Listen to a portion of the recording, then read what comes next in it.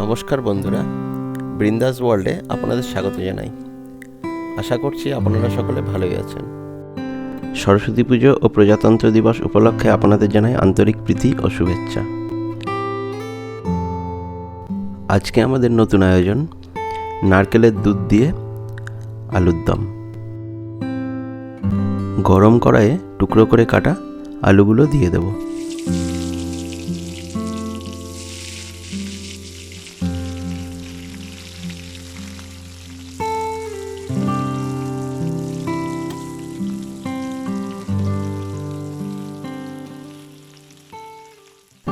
এবার আমরা দেব পরিমাণ মতো হলুদ,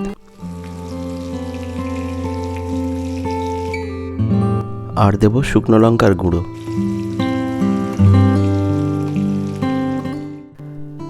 আর দেব পরিমাণ মতো লবণ।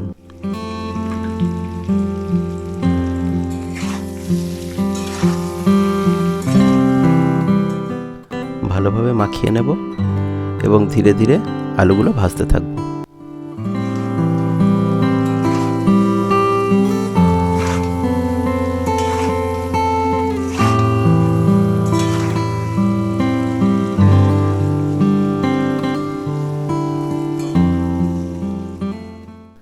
আলুটা ভাজা হয়ে গেলে আমরা সেটা একটা পাত্রে তুলে রাখব।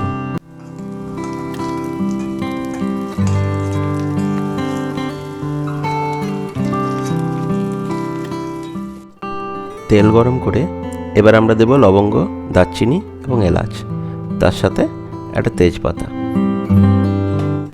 আর দেব 1 চামচ জিরে।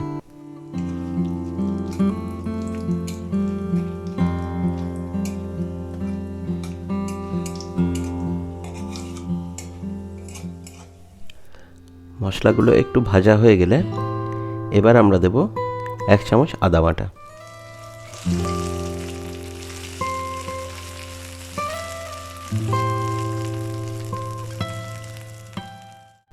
এবার দেব কুচি করে কাটা টমেটো। তারপর আমরা আস্তে আস্তে নাড়তে থাকব।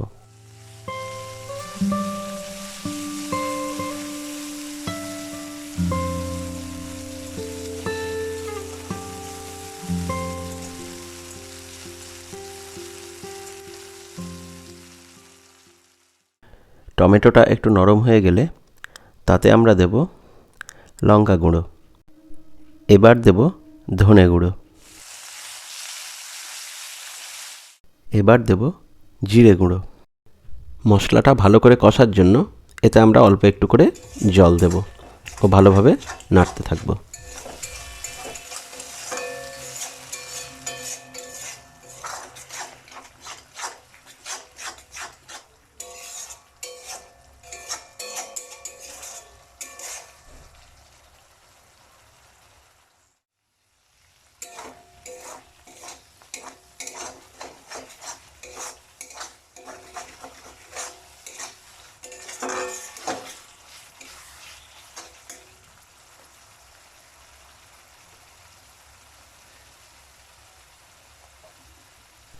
টমেটো ও মশলা ভালোভাবে কষা হয়ে গেলে এতে আমরা ভেজে রাখা আলুগুলো দিয়ে দেব এবং ভালোভাবে মাখিয়ে নেব।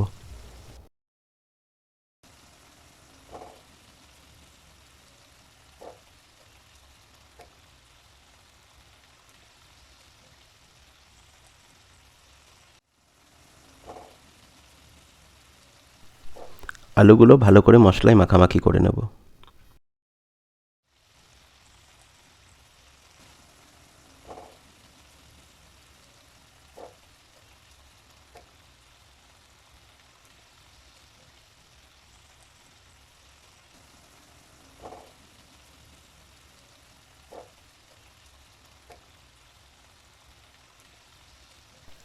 আলুগুলো ভালো করে মশলার সাথে কষা হয়ে গেলে এর ভেতরে আমরা দিয়ে দেব নারকেলের দুধ। আমাদের নিত্য নতুন আয়োজনগুলো সরাসরি পেতে হলে অবশ্যই সাবস্ক্রাইব করে নেবেন, আর বন্ধুবান্ধবের মধ্যেও ভিডিওগুলো অবশ্যই শেয়ার করবেন।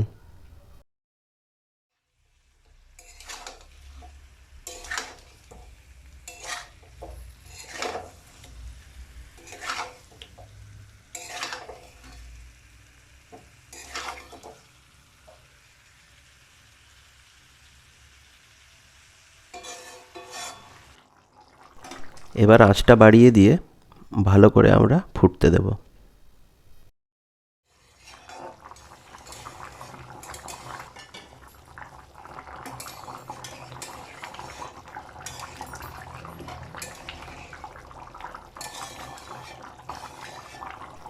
এবার সুগন্ধ ও স্বাদের জন্য দেব গরম মশলা গুঁড়ো।